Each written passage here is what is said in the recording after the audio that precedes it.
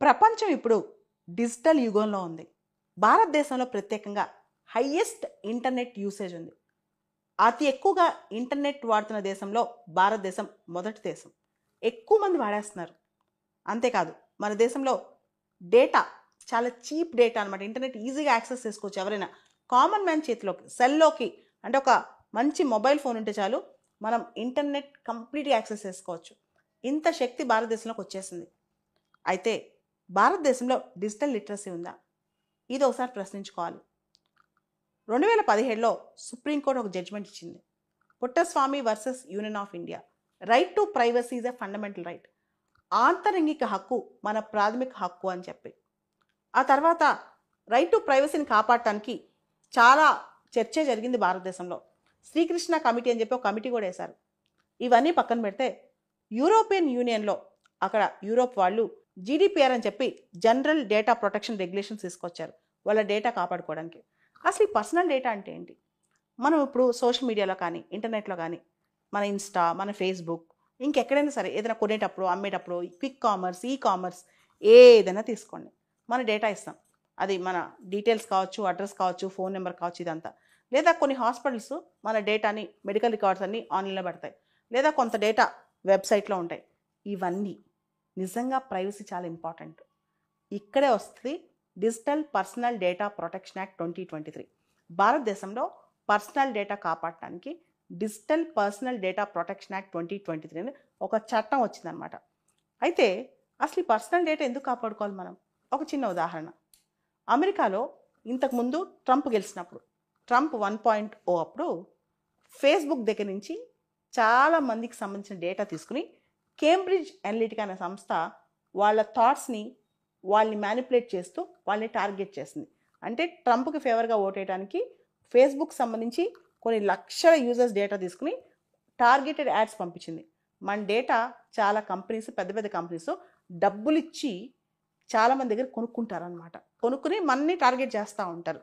అందుకనే మన personal data, మన ప్రైవసీ అలా టార్గెట్ చేస్తే పర్లేదు. ఈ డేటా మొత్తం యాంటీ సోషల్ ఎలిమెంట్స్ దగ్గరికి వెళ్ళింది అనుకోండి, సంఘ విద్రోహ శక్తుల దగ్గరికి వెళ్ళింది అనుకోండి, అప్పుడు పరిస్థితి ఏంటి? ఈ డేటా మొత్తం విదేశీ శక్తుల దగ్గరికి వెళ్ళింది అనుకోండి, ఇప్పుడు పరిస్థితి ఏంటి? ఈ మధ్య మనం చూస్తున్నాం, మన ఫోన్ నెంబర్కి సడన్గా కాల్ వస్తుంది, డిజిటల్ అరెస్ట్ అయ్యారు మీరు అని చెప్పి. ఇదంతా ఫేక్ కదా, స్కామ్ కదా. మరి ఇదంతా ఎలా జరుగుతుంది?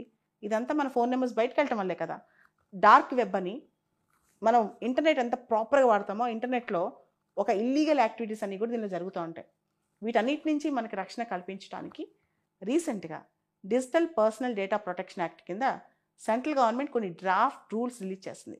జనవరి 3వ తారీఖు నుంచి ఫిబ్రవరి 18వ తారీఖు మధ్య ఈ డ్రాఫ్ట్ రూల్స్ సంబంధించి మనం కూడా సజెషన్స్ ఇవ్వచ్చు. ఈ డ్రాఫ్ట్ రూల్స్లో కొన్ని అద్భుతమైన రూల్స్ ఉన్నాయి. ముందుగా చిన్నపిల్లలు 18 సంవత్సరాల వయసు ఉన్న వాళ్ళు సోషల్ మీడియా అకౌంట్స్ ఓపెన్ చేయాలంటే పేరెంట్స్ కన్సెంట్ ఉండాలి. ఆ పేరెంట్ యొక్క ప్రొఫైల్ని కూడా అథెంటికేట్ చేసుకుంటారు. అంటే పిల్లలు సోషల్ మీడియా అకౌంట్స్ ఇష్టం వచ్చినట్టు ఓపెన్ చేసి దానిలో ఇల్లీగల్ యాక్టివిటీస్ బారిన పడి లేదా వాళ్ళు చేసి వీటన్నిటికీ అసలు పేరెంట్స్ తెలుసా వీళ్ళు చేస్తారని, వీళ్ళకి అకౌంట్ ఉందని తల్లిదండ్రులు తెలుసా అని చెప్పుకునే విధంగా వీళ్ళకి కన్సెంట్ తీసుకుంటారనమాట. పేరెంట్స్ కన్సెంట్ అవసరం. ఇది ఒకటి. రెండోది, మీరు ఎప్పుడో ఏదో మీ డేటా ఎక్కడో పెడతారు, లేదా ఒక సోషల్ మీడియా ఓపెన్ చేస్తారు, అది 4-5 ఏళ్ల నుంచి వాడట్లేదు, 3 ఏళ్ల కన్నా ఎక్కువగా వాడకపోయినా, ఆ పర్పస్ అయిపోయినా, అంటే డేటా ఇచ్చిన పర్పస్ అయిపోయినా ఇమీడియట్గా ఆ డేటా అక్కడి నుంచి తొలగించేయాలి. అదేవిధంగా 3 years నుంచి సోషల్ మీడియా అకౌంట్ మీరు వాడట్లా, ఆ అకౌంట్ని తొలగించేయాలన్నమాట. ఇట్లాంటి రూల్స్ కూడా తీసుకొస్తున్నారు. డ్రాఫ్ట్ రూల్స్లో ఇవన్నీ కూడా ఉన్నాయి. మనం కొన్ని సోషల్ మీడియా అకౌంట్స్లోనో ఇంకో చోట మన డేటా షేర్ చేసినప్పుడు ఆ తర్వాత డేటా తొలగించుకునే హక్కు మనకు ఉంటుంది అనమాట. Right to be forgotten. మన డేటా అక్కడి నుంచి ఎరేజ్ చేసే రైట్ కూడా మనకు ఉంటుంది. అంతేకాదు, ఇప్పుడు చాలా సంస్థలు మన దగ్గర నుంచి డేటా తీసుకుంటాయి. ఏ పర్పస్ మీద అయితే తీసుకున్నారో ఆ పర్పస్కే అది వాడాలి. అండ్ ఆ డేటా తీసుకునేటప్పుడు మన కన్సెంట్, మనకు ఖచ్చితంగా మన సమ్మతి తీసుకోవాలి. దాంతోపాటు ఆ పర్పస్ అయిపోగానే ఆ డేటాని క్లోజ్ చేయాలి. ఇలాంటి రూల్స్ కూడా వస్తున్నాయి. ఎవరైతే డేటా మన దగ్గర తీసుకుంటారో ఆ డేటా కలెక్ట్ చేసిన వాళ్ళు చాలా సెక్యూరిటీ ప్రొవైడ్ చేయాలి. ఆ డేటాకి భద్రత ప్రొవైడ్ చేయాలన్నమాట. ఈ భద్రత ప్రొవైడ్ చేసే విషయంలో ఎన్క్రిప్షన్ అనేది పర్ఫెక్ట్గా ఉండాలి. ఆ కోడింగ్ అనేది పర్ఫెక్ట్గా ఉండాలి. ఏ విధంగానూ డేటా బ్రీచ్ జరగకూడదు. ఒకవేళ కనుక మన డేటా పొరపాటున వేరే వాళ్ళ చేతిలోకి వెళ్ళిపోయింది అనుకోండి, ఇమీడియట్గా మనకు కూడా ఇన్ఫర్మేషన్ రావాలి. మీ డేటా ఇలా కాంప్రమైజ్ అయింది అని చెప్పి ఇన్ఫర్మేషన్ రావాలి. ఇలాంటి రూల్స్ కూడా వస్తున్నాయి. డేటా ఎలా బ్రీచ్ అయింది, ఎందుకైంది, ఎప్పుడైంది, వీటితో పాటు మీరు ఎలాంటి మెజర్స్ తీసుకోవాలి ఇమీడియట్గా, అలానే మేము ఎలాంటి మెజర్స్ తీసుకుంటున్నాం అని చెప్పి ఎవరైతే డేటా మన దగ్గర స్వీకరించారో వాళ్ళు ఇమీడియట్గా ఇన్ఫామ్ చేయాలి. దాంతోపాటు డిజిటల్ పర్సనల్ డేటా ప్రొటెక్షన్ బోర్డుకి కూడా ఇమీడియట్గా ఇన్ఫర్మేషన్ వెళ్ళాలన్నమాట. ఇలా మా దగ్గర డేటా బ్రీచ్ జరిగింది, మా దగ్గర డేటా పోయింది, డేటా లీక్ అయిపోయింది, కాబట్టి ఆ కన్సర్న్ వ్యక్తికి మేము ఇన్ఫామ్ చేసాం, మేము కూడా స్టెప్స్ తీసుకుంటున్నాం, మీరు కూడా దీన్ని దృష్టిలో పెట్టుకోండి అని చెప్పాలన్నమాట. చాలా పెద్ద పెద్ద సంస్థలకి కన్జ్యూమర్ డేటా, వినియోగదారుల యొక్క డేటా చాలా important. Data is a new oil అంటాం. ఆ డేటాతోనే కదా వాళ్ళ బిజినెస్ మొత్తం చేసేది. అయితే ఈ కన్జ్యూమర్స్ ఎప్పుడైతే వాళ్ళ పర్పస్ అయిపోయిందో మా డేటాని ఎరేజ్ చేసేయండి, మా డేటాని తీసేయండి అని అడిగే హక్కు ఉంటుంది. అలా తీసేయాలి కూడా. ఆ బాధ్యత కూడా పెద్ద పెద్ద ప్లాట్ఫామ్స్ కానీ పెద్ద పెద్ద సంస్థలు కానీ ఇకపైన ఉంటుంది అని చెప్పి ఈ డ్రాఫ్ట్ రూల్స్ చెప్తున్నాయి. మన పర్సనల్ డేటా ఆన్లైన్లో ఏదైతే ఉందో అది ఎరేజ్ చేసే పద్ధతి కూడా చాలా సింపుల్గా ఉండాలి. అది కష్టం అవ్వకూడదు. దాంతోపాటు అది తీసేసే సమయం ఆ స్టిపులేటెడ్ పీరియడ్లోనే అది తీసేయాలి. ఇన్ కేస్ మనకి ఏమైనా ప్రాబ్లం ఉంటే proper grievance redressal mechanism, proper feedback mechanism కూడా ఉండాలి. ఈ కామర్స్ ప్లాట్ఫామ్స్ కానీ, ఆన్లైన్ గేమింగ్ ప్లాట్ఫామ్స్ కానీ, లేదా ఏదైనా సోషల్ మీడియా నెట్వర్క్స్ కానీ ఒక 3 సంవత్సరాల పాటు ఆ అకౌంట్ వాడకపోతే ఆ అకౌంట్ డిలీట్ చేసేయాలి. డిలీట్ చేసే 48 గంటల ముందు యూజర్కి సమాచారం ఇవ్వాలి. సమాచారం ఇచ్చి ఏదైనా డేటా రిట్రీవ్ చేయాలనుకుంటున్నారా, ఏదైనా డేటా స్టోర్ చేసుకోవాలనుకుంటున్నారా అవకాశం ఇచ్చి తర్వాత ఆ అకౌంట్ని డిలీట్ చేయాలి. Ministry of electronics information technology వాళ్ళు ఈ డ్రాఫ్ట్ రూల్స్లో ఈ కామర్స్ అంటే ఏంటి, సోషల్ మీడియా నెట్వర్క్స్ అంటే ఏంటి, ఆన్లైన్ గేమింగ్ నెట్వర్క్స్ అంటే ఏంటి అని చెప్పి వాటి యూజర్ బేస్ని బట్టి క్లాసిఫై చేశారు. వీటన్నిటితో పాటు ఈ డ్రాఫ్ట్ రూల్స్లో క్రాస్ బార్డర్ డేటా ట్రాన్స్ఫర్, అంటే మన దేశం నుంచి ఇంకో దేశానికి డేటా ట్రాన్స్ఫర్ అవ్వడానికి వీలేదు. ఒకవేళ అలా చేయాల్సిన పరిస్థితిలో కేంద్ర ప్రభుత్వం అప్రూవల్ తీసుకుని మాత్రమే ఈ క్రాస్ బార్డర్ డేటా ట్రాన్స్ఫర్ చేయాల్సిందిగా ఈ డ్రాఫ్ట్ రూల్స్ చెప్తున్నాయి. ఏదైతే వెబ్సైట్స్ కానీ, యాప్స్ కానీ, ఇతరత్ర ఆన్లైన్ ప్లాట్ఫామ్స్ కానీ మన డేటా కలెక్ట్ చేస్తాయో అక్కడే ఎక్స్ప్లిసిట్గా, అంటే అక్కడే పేర్కొనాలన్నమాట.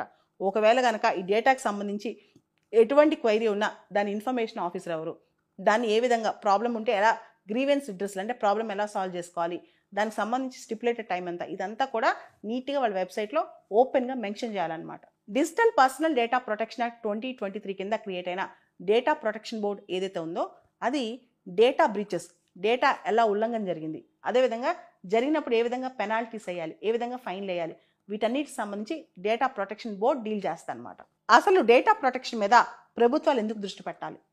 ఎందుకంటే డేటా కలెక్ట్ చేసి మన డేటా టార్గెట్ చేస్తున్నారు, మనల్ని టార్గెటెడ్ యాడ్స్ ఇవ్వటం, మన మైండ్స్ని మ్యానిపులేట్ చేయడానికి ట్రై చేయటం, మన యొక్క పర్సనల్ డేటా సేకరించేయటం, ఇవన్నీ జరుగుతున్నాయి. అంతేకాదు ఎలక్టోరల్ అవుట్కమ్స్, ఎన్నికల్లో ప్రభావితం చేయటం, టార్గెటెడ్ యాడ్స్, ఉదాహరణకు ఒక అమ్మాయి ప్రెగ్నెంట్ అనుకోండి, ఏదైనా ప్రెగ్నెన్సీకి సంబంధించిన వస్తువు కొందనుకోండి, అమ్మాయి డెలివరీ టైంకి వెంటనే బేబీ కేర్ సంబంధించిన వస్తువులు అమ్మాయి ఫోన్లో కానీ ఇంటర్నెట్లో ఎలా కనిపిస్తాయి అంటే మనం ఇది యాక్సెస్ చేస్తున్నామని ఆల్రెడీ తెలుస్తుంది.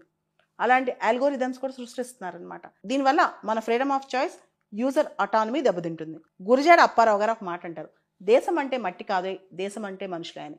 మనుషుల ఒపీనియనే దేశం ఒపీనియన్. మనుషుల ఒపీనియన్ని, మనుషుల అభిప్రాయాన్ని ప్రభావితం చేసే కంపెనీస్ కానీ, ప్లాట్ఫామ్స్ కానీ వాళ్ళ మైండ్స్ని మ్యానిపులేట్ చేసే అవకాశం కానీ ఇవ్వకుండా ఉండాలంటే కఠినమైన చట్టాలు రావాలి.